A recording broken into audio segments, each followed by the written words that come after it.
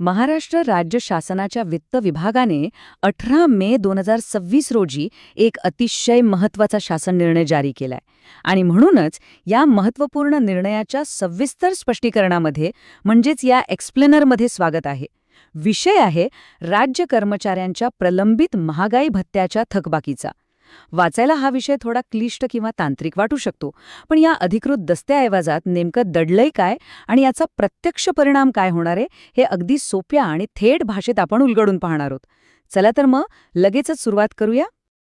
सध्या राज्यभरातल्या सरकारी कर्मचाऱ्यांसाठी आणि अर्थातच निवृत्ती वेतनधारकांसाठी एक आकडा सर्वाधिक चर्चेत आहे आणि तो म्हणजे 58%.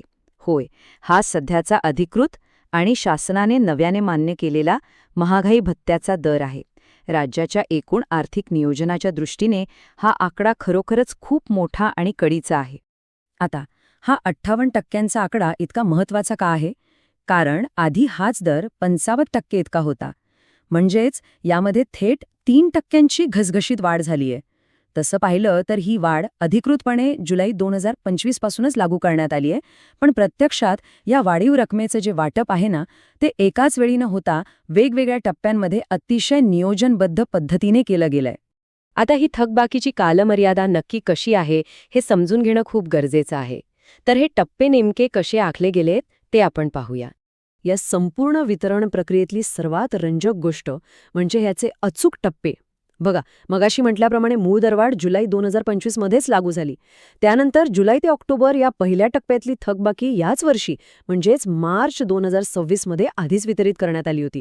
आणि आता हा जो नवीन शासन निर्णय आलाय ना, तो विशेषतः नोव्हेंबर 2025 ते जानेवारी 2026 या उर्वरित कालावधीतली अंतिम थकबाकी वितरित करण्याचा अधिकृत आदेश देतोय.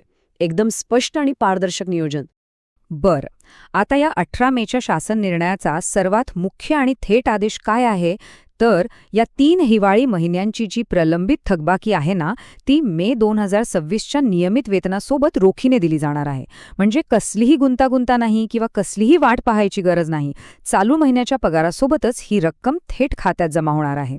यामागे काही अत्यंत महत्त्वाच्या प्रशासकीय आणि आर्थिक तरतुदीसुद्धा आहेत, ज्या समजून घेणं तितकंच महत्त्वाचं ठरतं.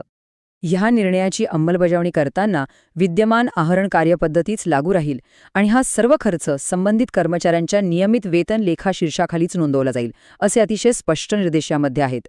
आणि सर्वात महत्त्वाची किंवा थोडक्यात सांगायचं तर एक आनंददायी बातमी म्हणजे ह्याचा लाभ फक्त राज्य शासकीय कर्मचाऱ्यांनाच नाहीये, तर 7व्या वेतन आयोगानुसार वेतन घेणाऱ्या अनुदानित संस्था आणि जिल्हा परिषदांच्या कर्मचाऱ्यांनाही मिळणार आहे. म्हणजे नक्कीच याची व्याप्ती खूप मोठी आहे. इतक्या मोठ्या स्तरावरचा निर्णय जेव्हा घेतला जातो तेव्हा त्याचं वितरण आणि पारदर्शकता कशी जपली जाते याची प्रशासकीय व्याप्ती पाहणं खरोखरच थक्क करणार आहे. या अधिकृत दस्तऐवजाच्या प्रतिलिपींची यादी जर आपण पाहिली तर लक्षात येतं की ह्या निर्णयाची माहिती थेट नवी दिल्लीपर्यंत म्हणजे अगदी केंद्र सरकारपर्यंत पाठवली जाते.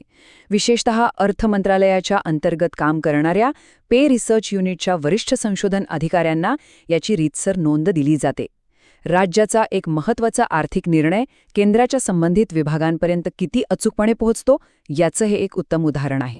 याशिवाय प्रशासकीय कामकाजात संपूर्ण पारदर्शकता राखण्यासाठी असे महत्त्वपूर्ण आर्थिक निर्णय सर्व प्रमुख राजकीय पक्षांना कळवण्याचा एक प्रस्थापित प्रशासकीय शिष्टाचार असतो. त्यानुसार या शासन निर्णयांची एक प्रत भारतीय जनता पार्टीला म्हणजेच भाजपला अधिकृतरित्या पाठवली गेली आहे. आणि महत्त्वाची बाब म्हणजे अगदी तीच प्रशासकीय तटस्थता पाळून या निर्णयाची अधिकृत प्रत भारतीय कम्युनिस्ट पार्टी म्हणजे मार्क्सवादी गटालाही तितक्याच निष्पक्षपणे पाठवली जाते. कोणत्याही एका विचारधारेपुरतं मर्यादित न राहता माहिती अधिकृतरित्या सर्वांपर्यंत पोहोचवणं हाच यामागचा मुख्य उद्देश असतो. अगदी ह्याच विस्तृत वितरण यादीमध्ये इंडियन नॅशनल काँग्रेसचाही समावेश आहे.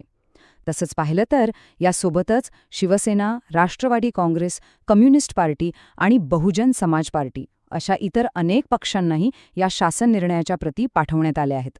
राज्यस्तरावरील संवादातली ही जी परिपूर्ण तटस्थता आणि प्रशासकीय पारदर्शकता आहे ना, ती खरोखरच कौतुकास्पद आणि उल्लेखनीय आहे. तर आता ह्या महिन्याच्या वेतनासोबत ही अंतिम थकबाकी सरकारी कर्मचाऱ्यांच्या खात्यात जमा होईलच. पण हे सगळं पाहिल्यावर एका मोठ्या प्रश्नावर विचार करणं नक्कीच गरजेचं वाटतं. अशा प्रकारे अत्यंत वेगाने डिजिटल स्वाक्षरीने जारी होणारे प्रशासकीय निर्णय आणि एवढं सुस्पष्ट असं पेमेंटचं वेळापत्रक भविष्यात राज्याच्या प्रशासकीय यंत्रणेचं आर्थिक धोरण आणि कर्मचाऱ्यांचं वैयक्तिक आर्थिक नियोजन कोणत्या नव्या दिशेने घेऊन जातील यावर नक्की विचार करा. आणि ह्याच एका महत्त्वाच्या प्रश्नासोबत या स्पष्टीकरणाची इथेच सांगता करूया.